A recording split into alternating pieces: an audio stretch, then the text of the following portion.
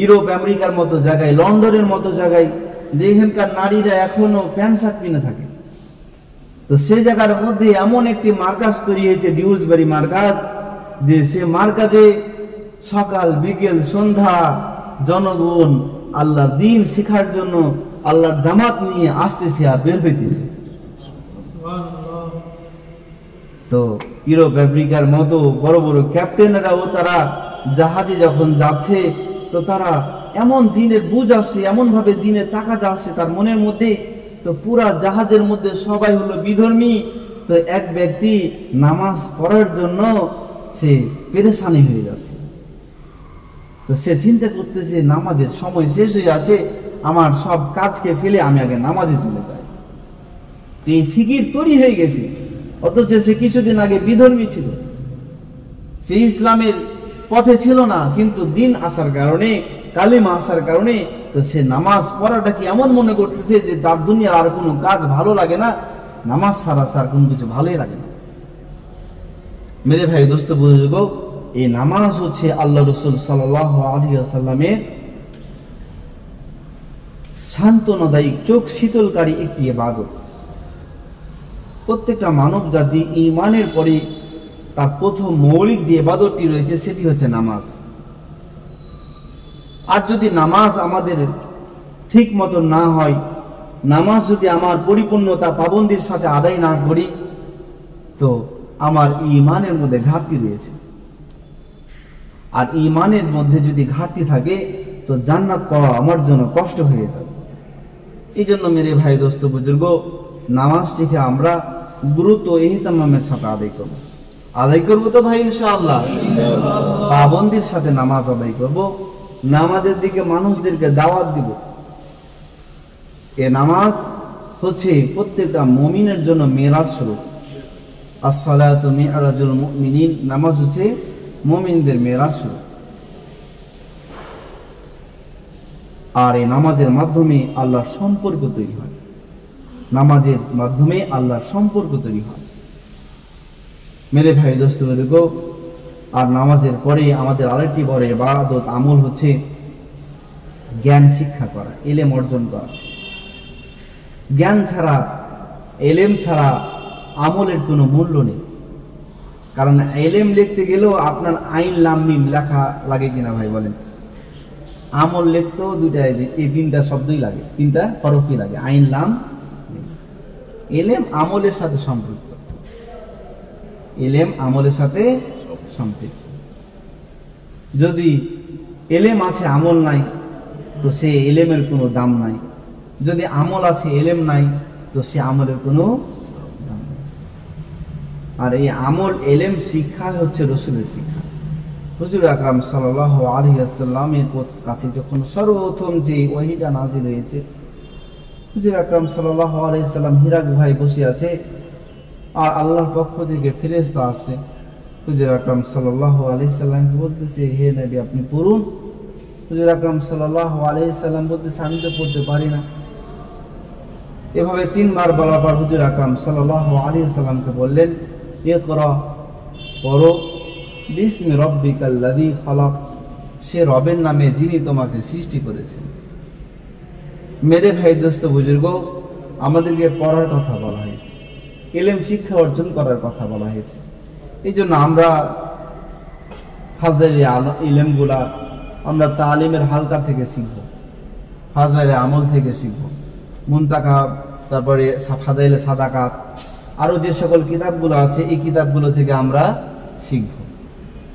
যে সকল উলামা ইকরামদের কিতাব রয়েছে, নামাজের মাসাইল, মাসাইলের কিতাবগুলো আলেম উলামাদের কাছ থেকে শিখবো তো ভাই ইনশাআল্লাহ।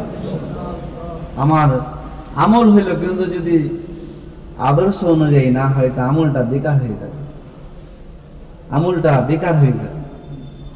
আমাদের নামাজের মধ্যে অনেক ভুল আছে, আমাদের রোজার মধ্যে, হজের মধ্যে অনেক ভুল হয়ে যায় না জানার কারণে। তো নিজে নিজে পড়লে তো নিজে নিজে কি ডাক্তার হওয়া যায় ভাই? হওয়া যায়? হওয়া যায় না। একজন নিজে নিজে ডাক্তারি হয়ে যদি এখানে বসে যায়, তো আপনারা কেউ চিকিৎসা নিতে যাবেন? যাবেন ভাই? এরকম কেউ আছে? বরঞ্চ পুলিশে ধরাই না, তো তদরূপ ভাবে আমাদেরকে ইলম শিখতে হবে, মাসাইলে ইলম গুলা উলামা ইকরামদের কাছ থেকে শিখতে হবে। শিখবো তো ভাই ইনশাআল্লাহ। এরপরে আমাদের আরেকটি আমল হচ্ছে জিকিরের আমল, বেশি বেশি জিকির করা। জিকির করবো তো ভাই ইনশাআল্লাহ।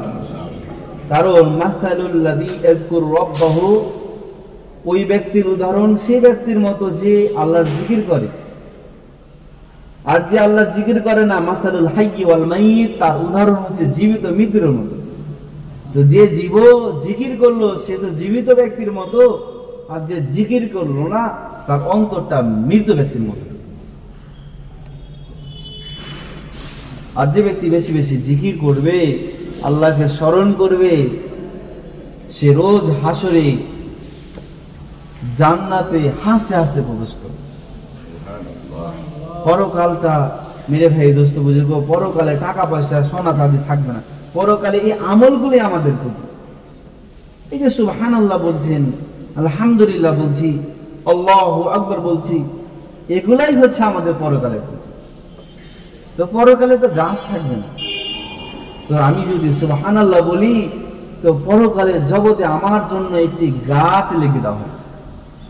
তো সেই গাছের তেজ কত, দূরত্ব কত, যে একটা তেজে ঘোড়া যদি 500 বছর তার ছায়া শেষ করতে পারতেন, এত বড় গাছ। এটা সুবহানাল্লাহ বলা। এই জন্য মেরে ভাই দোস্ত বুজুর্গ, দুনিয়াবি কথা কম বলবো, আর জিকিরের পরিচালন আমরা বেশি বেশি করব। যত বেশি ফিতনা ফাসাদ গীবত থেকে বেঁচে থাকার চেষ্টা করব। মানুষ মেলাই কথা বলবে কিন্তু শোনা যাবে না। যদি দিনের কথা বলে শুনবো, যদি আমলের কথা বলে তাহলে শুনবো তো ভাই ইনশাআল্লাহ। মানুষ কি বলবে এগুলার কাম পথে হয়তো একটু মজা পাইলেন, একটু রঙের কথা, গল্পের কথা, কাউরের গীবতের কথা, কাউরের পরনিন্দার কথা। আজকে তো এগুলোর মধ্যেই মানুষ ব্যস্ত। আর আল্লাহ তাআলা ওই বান্দাকে বেশি সফলতা দিবেন যে ব্যক্তি গীবত থেকে বেঁচে থাকবে, পরনিন্দা থেকে বেঁচে থাকবে, আর নিজে আল্লাহ তাআলাকে বেশি বেশি স্মরণ করবে। ওই ব্যক্তি বেশি সফলতা অর্জন করতে পারবে। আর বেশি থেকে বেশি ওলামায়ে কেরাম মানে মাওলানা জুবাইর সাহেব বেশি বেশি বলতেন যে ভাই বাজারের মধ্যে সময় কম লাগা। যদি বাজারের মধ্যে সময় কম লাগা হয় তো মুমিনের অন্তরটা বেশি বেশি জিন্দা থাকে। আর যদি বাজারে বেশি ঘোরাফেরা হয় তো অন্তরটা আস্তে আস্তে মরিচা পড়ে যায়, ইবাদত ভালো লাগবে না। যতটুকু প্রয়োজন ততটুকু সময় ছাড়া বাজারে ঘোরাফেরা না করা, এদিক ওদিক আড্ডা না দেওয়া। আমরা এই আমলগুলো করবো তো ভাই ইনশাআল্লাহ। আর একটা কাজ হচ্ছে রসুলের, যেটা তার সাহাবায়ে ইকরামদেরকে শিখিয়ে দিয়েছেন, সেটা হচ্ছে ইকরাম। আর ইকরাম আমাদের উঠে গেছে। আমাদের ইকরাম উঠে যাওয়ার কারণে আজ আমাদের মধ্যে বেশি ইখতিলাফ, আজ আমাদের মধ্যে বেশি দ্বন্দ্ব, আজ আমাদের বেশি মতামত। ইকরাম যদি থাকে যে ভাই আপনি আমলের পথে আমরা চলে আসি, আমাদের বিরোধিতা নাই, আমরা তো মুসলমান, আমরা সবাই ভাই ভাই। একজন ভাই হয়তো সে নামাজ পড়তে পারছে না, তো তারও একটু উপকার করি। হুজুর আকরাম সাল্লাল্লাহু আলাইহি ওয়াসাল্লামের ভয়ে একজন বৃদ্ধা মা চলে যাচ্ছে গাঠে নিয়ে। হুজুর আকরাম সাল্লাল্লাহু আলাইহি ওয়াসাল্লাম সে পাশ দিয়ে যাচ্ছে, তো বলতেছে হে বৃদ্ধা মা আপনি কোথায় যান? বলতেছে আমি আমার এই এলাকাতে মোহাম্মদ নামে একজন ব্যক্তি আসে, তো সে খুব জুলুম করতেছে, তার কারণে আমি চলে যাচ্ছি। হুজুর আকরাম সাল্লাল্লাহু আলাইহি ওয়াসাল্লাম বলতেছেন আপনি কোথায় যাচ্ছেন? আমি অমুক পাশের পরবর্তী অন্য অঞ্চলের মধ্যে আমি চলে যাব, আমি তার জুলুম নির্যাতন এখানে থাকতে চাই না। তো হুজুর আকরাম সাল্লাল্লাহু আলাইহি ওয়াসাল্লাম বলতে চাচ্ছেন এত বড় বোঝা আপনি নিয়ে যাবেন, আপনার বোঝাটা আমাকে দেন, আমি একটু হেল্প করি। হুজুর আকরাম সাল্লাল্লাহু আলাইহি ওয়াসাল্লাম সেই বৃদ্ধার কাছ থেকে নিয়ে বোঝাটা মাথায় নিয়ে হাঁটতেছে, আর বৃদ্ধা পিছন পিছন হাঁটতেছে। যখন সেই এলাকার মধ্যে চলে গেছে, যার গন্তব্যস্থান, বোঝাটা রাখছে, বৃদ্ধাকে বিদায় দিবে, তখন বৃদ্ধা বলতেছে হে বাবা তোমার পরিচয়টা তো আমি জানলাম না, একটু জানাইলে ভালো হইতো। হুজুর আকরাম সাল্লাল্লাহু আলাইহি সাল্লাম বলতেছে, হে আমার মা, হে বৃদ্ধা মা, আমি তো সে যার ভয়ে তুমি পালে আসছো। আমার কাছে গীবতের মাধ্যমে আমার কানের কাছে একজন ভালো সৎ ব্যক্তির ব্যাপারে গীবত করে, পরনিন্দা করে আমার কানে তার ব্যাপারে বিষ আমার মনের মধ্যে চাপাই দিয়েছে। এটা তো আমি কখনো মোহাম্মদকে দেখিনি, কিন্তু আমার কানে আওয়াজ আসছে, মানুষ আমার কাছে গীবত করছে, পরনিন্দা করছে। কিন্তু এই মোহাম্মদ সাল্লাল্লাহু আলাইহি সাল্লাম এত যে আখলাক সুন্দর, আমি এই মোহাম্মদ সাল্লাল্লাহু আলাইহি সাল্লামের এলাকা ছেড়ে আর যাব না। হে রাসূল, আপনি যে বিষয়ে দাওয়াত দিচ্ছিলেন মানুষদেরকে, সেই বিষয়ে আমাকে দাওয়াত দেন। হুজুর আকরাম সাল্লাল্লাহু আলাইহি সাল্লাম বললেন, আনতা শাহাদ আল্লা ইলাহা ইল্লাল্লাহ, তুমি বলো আল্লাহ ছাড়া আর কোনো মাবুদ নাই, ওয়া আন্না মুহাম্মদ রাসূলুল্লাহ, আর আমি হচ্ছে আল্লাহ রাসূল সাল্লাল্লাহু আলাইহি সাল্লাম, আল্লাহ তাআলার রাসূল। তো সে ইকরামের কারণে দ্বীনের পথে চলে আসে। তো মেরে ভাই, দোস্ত, বুজুর্গ, আমাদের মধ্যে ইকরামের জজবা পয়দা করতে হবে। তো ইকরামের জজবা যদি না থাকে, তো আমারও সফলতা হবে। যদি আমি মানুষের উপকার করতে পারি, তো আল্লাহ আমার উপকার করবে। আমি যদি আরেক ভাইয়ের জন্য দোয়া করতে পারি, তো ফেরেশতারা আমার জন্য দোয়া করবে। এই জন্য মেরে ভাই, দোস্ত, কাউরের পিছনে পড়ার দরকার নেই, কাউরের ক্ষতি করার চেষ্টা করবেন না। ইনশাআল্লাহ মানুষের জন্য দোয়া করবেন, ইকরাম করার চেষ্টা করবেন। তো দাওয়াত ও তাবলীগের মেহনত, ইলিয়াস রাহমাতুল্লাহ আলাইহির পরিবারের কারণে তাদের আখলাক কেমন ছিল, যে তারা মানুষের জন্য তো বদদোয়া করেন। একজন এসে বলতেছে ইলিয়াস রাহমাতুল্লাহ আলাইহিকে, একজন এসে থাপ্পড় বলতেছে, গালি দিতেছে দাওয়াতের কারণে। তো ইলিয়াস রাহমাতুল্লাহ আলাইহি তার জবাব না দিয়ে সেটা মেনে নিয়েছে, ইকরামের সাথে তার উপকার করেছে। তো একজন কুলিগ আছে, তো সে মাথায় বোঝা নিয়ে, তো বলতেছে, বোঝার দ্বারা তুমি কয় টাকা ইনকাম করো? বলছে আমি 5 রুপিয়া। তো ঠিক আছে, আমি 5 রুপিয়া আপনাকে দিয়ে দেবো। তো মানুষের ইকরাম করছে। তো এই ইলিয়াস রাহমাতুল্লাহ আলাইহির ওই ইকরামের কারণে আল্লাহ তাআলা হযরত ইলিয়াস রাহমাতুল্লাহ আলাইহি মেওয়াত থেকে তার দাওয়াত ও তাবলীগের মেহনত এমন ভাবে আল্লাহ কবুল করেছেন, আরব, অনারব, আজম, আজমি সবাই দাওয়াত ও তাবলীগের মেহনতে মানুষকে বলতেছে, ভাই বলেন লা ইলাহা ইল্লাল্লাহ। আমরা দুই চোখে যা কিছু দেখি সবকিছু মাখলুক দ্বারা কিচ্ছু হয় না, যা কিছু হয় আল্লাহ থেকে হয়। মেরে ভাই, দোস্ত, বুজুর্গ, এটাই হচ্ছে ফসল ইকরাম। হুজুর সাল্লাল্লাহু আলাইহি সাল্লাম ইকরামের মাধ্যমে দ্বীনকে জিন্দা করেছেন।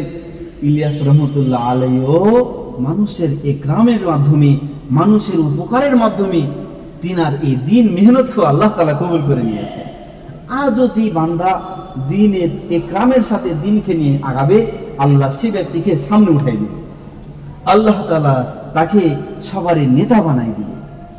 আল্লাহ তাআলা আমাদেরকে ইকরাম অর্জন করার তৌফিক দান করুন, সকলে বলি আল্লাহুম্মা আমিন। আরেকটা বিষয় ভাই, সেটা হচ্ছে সঠিক নিয়াত। অনেক ইবাদত করলাম, কিন্তু নিয়াত যদি ভালো না থাকে, তা আমার সব ইবাদত বেকার হয়ে যাবে।